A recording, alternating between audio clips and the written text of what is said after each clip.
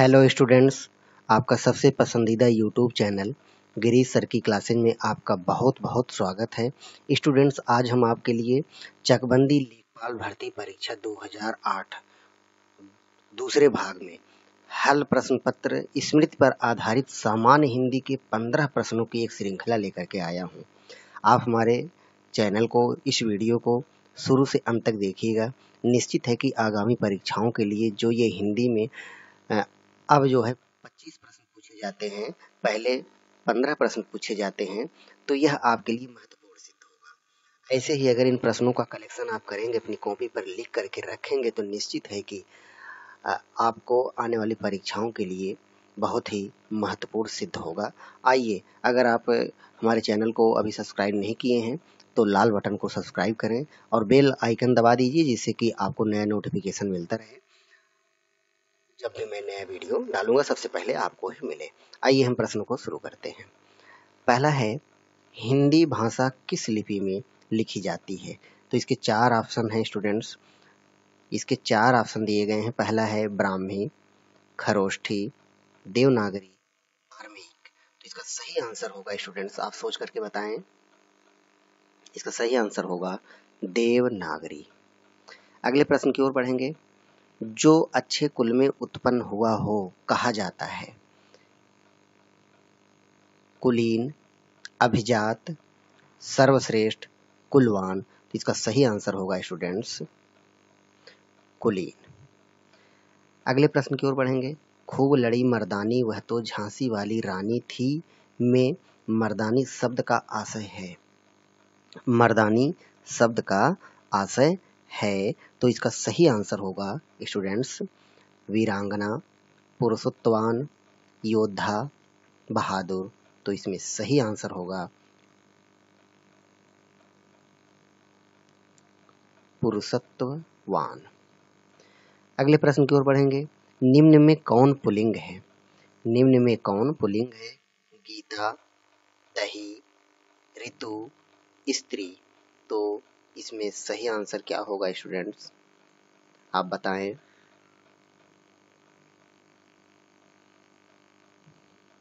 इसमें सही आंसर होगा दही। दही इसमें पुल्लिंग है और सभी स्त्रीलिंग हैं। सभी इसमें स्त्रीलिंग है, केवल दही एक ऐसा है जो कि आपका पुल्लिंग है। निस्दिन बरसत नैन हमारे, 5वां प्रश्न है, निस्दिन बरसत नैन हमारे किसकी रचना है? 4 ऑप्शन दिए गए हैं। कबीरदास, सूरदास, तुलसीदास, रैदास। तो इसका सही आंसर होगा स्टूडेंट्स, इसका सही आंसर होगा सूरदास। अगले प्रश्न की ओर बढ़ेंगे। 6ठा प्रश्न है, ईद का चांद होना मुहावरे का सही अर्थ है? 4 ऑप्शन है। ईद के दिन दिखाई देना, बहुत सुंदर होना, दर्शन दुर्लभ होना, उपर्युक्त सभी। तो इसका सही आंसर होगा स्टूडेंट्स, सोच करके आप बताएं, दर्शन दुर्लभ होना। इसका सही आंसर होना दर्शन दुर्लभ होना। निम्न में शुद्ध वर्तनी का चयन कीजिए। निम्न में शुद्ध वर्तनी का चयन कीजिए। तो इसका सही आंसर उत्थान, ईर्षा, इच्छा, अंतर्निहित। तो इसमें सही आंसर आप छांट करके बताएं, देख करके बताएं। इसका सही आंसर होगा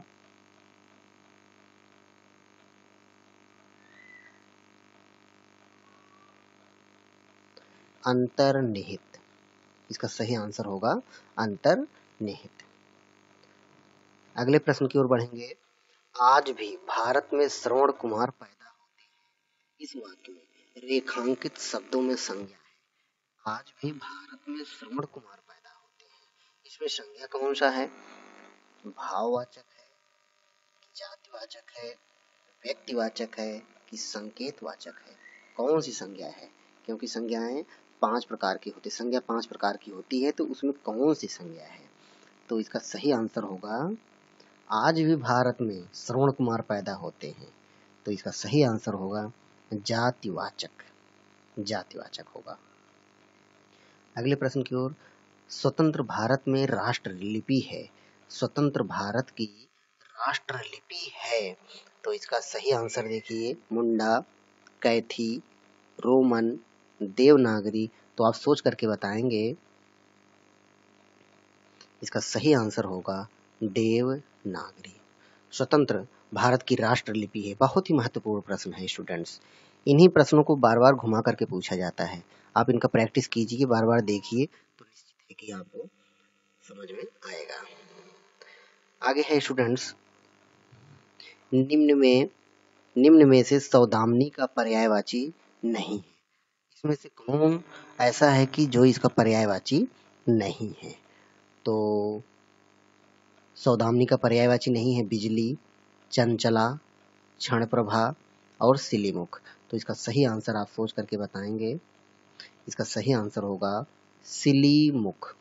सिलीमुख सौदामिनी का पर्यायवाची सिलीमुख नहीं है, जो कि बिजली है, चंचला है और क्षणप्रभा है। यह सौदामिनी के पर्यायवाची। इसमें 3 हैं, सिलीमुख नहीं है। अगला प्रश्न है, सलाका का तद्भव शब्द। तद्भव का अर्थ होता है अशुद्ध और तत्सम का अर्थ होता है शुद्ध। तो इसमें से हमको सलाका का तद्भव शब्द छांटना है। इसमें सलाका जो कि तत्सम है, इसका हमें तद्भव देखना है कौन सा है। सांप, सलाई, सांवला, इनमें से कोई नहीं। तो इसका सही आंसर होगा स्टूडेंट्स सलाई। इसका सही उत्तर होगा सलाई। स्टूडेंट्स, अभी तक अगर आप हमारे चैनल को सब्सक्राइब नहीं किए हैं, सब्सक्राइब कर लीजिए। अगला प्रश्न है, निष्काम का संधि विच्छेद है। निष्काम का संधि विच्छेद है। 4 ऑप्शन दिए गए हैं, निस जमा काम, नित्य जमा काम, निस जमा काम, निह जमा काम। तो इसका सही आंसर आप देखिए, इसमें कौन सा होगा? इसका सही आंसर होगा निह जमा काम। निह जमा काम। अगले प्रश्न की ओर बढ़ेंगे।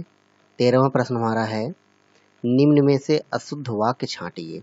प्रायः ऐसा होता है, शरीर के कई अंग होते हैं, मुझे पुस्तक दो, हमारे से कोई काम नहीं होता है। हमारे से कोई काम नहीं होता है। तो इसका सही आंसर देखते हैं क्या होगा। इसमें सही आंसर होगा हमारा हमारे से कोई काम नहीं होता है। इसका सही आंसर होगा हमारे से अशुद्ध वाक्य छांटिए। अशुद्ध है ये, हमारे से कोई काम नहीं होता, ये हमारा अशुद्ध वाक्य है और सभी शुद्ध हैं। वाक्य अशुद्ध है। हमारे से के स्थान पर हमसे का प्रयोग होगा। जहां ये हमारे से है, इसके स्थान पर यहाँ पर हमसे का प्रयोग होना चाहिए और सभी शेष वाक्य जो है शुद्ध है। अगला प्रश्न है स्टूडेंट्स, 14वां प्रश्न है हमारा, निम्न में से लक्ष्य शब्द का अनेकार्थी शब्द नहीं है। लक्ष्य शब्द का अनेकार्थी शब्द नहीं है। लाभ, निशाना, उद्देश्य, ध्येय। तो इसका सही आंसर होगा अनेकार्थी शब्द नहीं है। इस प्रश्न को आप ध्यान से समझिए कि पूछ क्या रहा है। नहीं है तो इसका सही आंसर होगा लाभ। लाभ है, इसका लक्ष्य का अनेकार्थी शब्द नहीं है। अंतिम प्रश्न है, इस श्रृंखला का अंतिम प्रश्न है, बोधगम्य का विलोम इनमें से नहीं है। विलोम इनमें से नहीं है, इसे हमें देखना है। अब अबोधगम्य, मूढ़, बोध्य, दुरूह। तो इसका सही आंसर होगा बोध्य। बोध्य इसका सही आंसर होगा। कहने का मतलब बोधगम्य का विलोम नहीं है बोध्य। बोध्य का बोधगम्य का बोध्य विलोम नहीं है, बल्कि बोधगम्य का विलोम अबोधगम्य, गूढ़ और दुरूह है।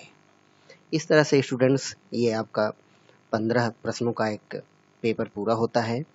आप अगले वीडियो का इंतजार कीजिए।